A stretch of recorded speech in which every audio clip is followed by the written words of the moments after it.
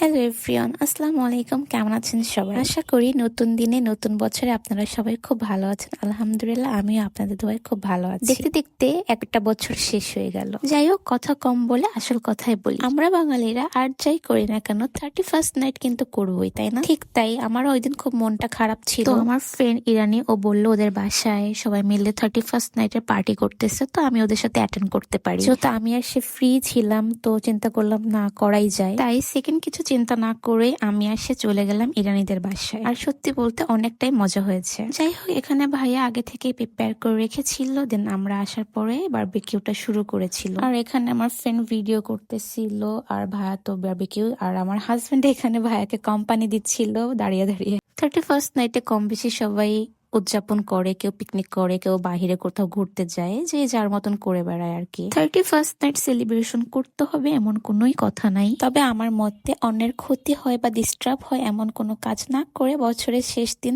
বাসায় বসে একটুকু সেলিব্রেশন করাই যেতে পারে, তাই না? বাই দ্য ওয়ে, এখানে আমি একটু রুটি বেলতেছিলাম। অ্যাকচুয়ালি রুটিটা পরাটাই বেলতেছিলাম, বাট আমি তো পারি না, তারপর আমি ট্রাই করতেছিলাম জাস্ট ভিডিও করার জন্য। হ্যাঁ, একদিন ইনশাল্লাহ সব কাজ শিখে যাব। যাই হোক, এখানে আমি পরে ব্যর্থ হয়ে উঠে গেছিলাম, সেই ক্লিপটা হয়তো নেওয়া হয় নাই। আর এখানে সব ডেকোরেশন করার জন্য সব নিয়ে আসা হচ্ছিল।